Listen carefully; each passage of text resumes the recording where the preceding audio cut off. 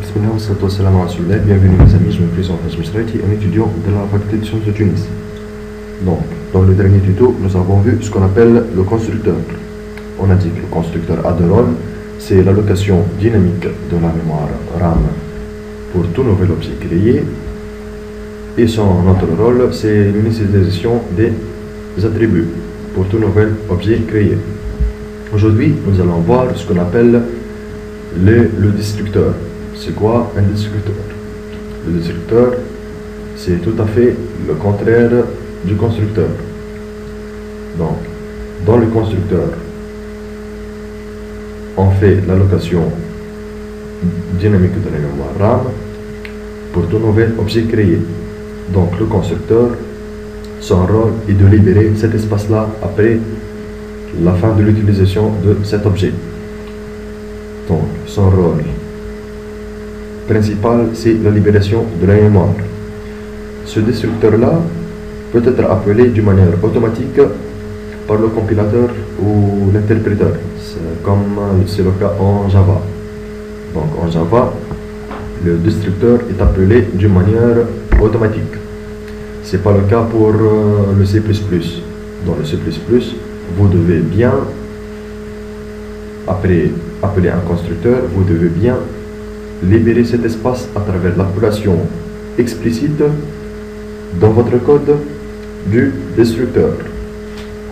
Donc, je donne un exemple d'utilisation du destructeur.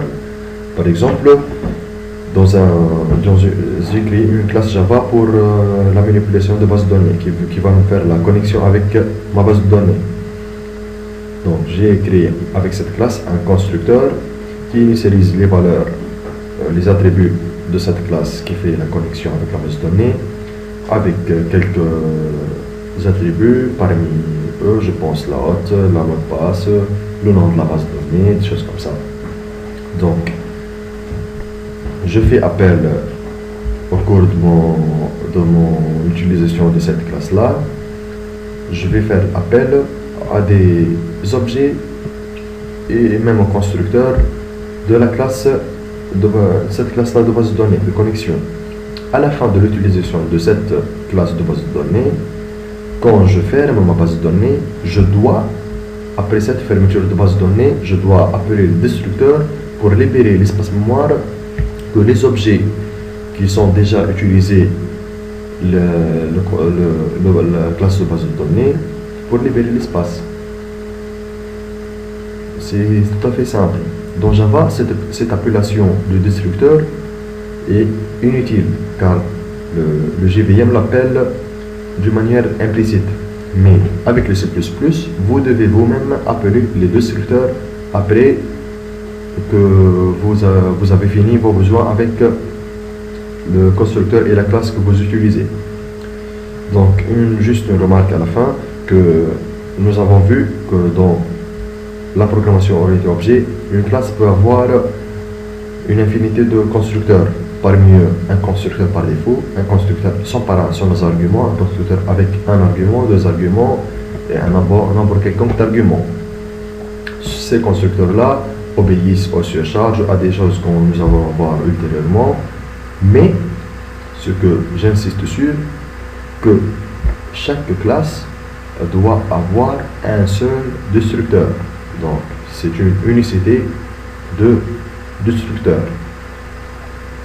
Donc, enfin, je dis que le destructeur est unique et peut être appelé d'une manière explicite en C++, et Java l'appelle d'une manière implicite, et son rôle principal est la libération de l'espace mémoire réservé d'un objet après la fin de l'utilisation d'une classe dans laquelle se trouve ce destructeur-là.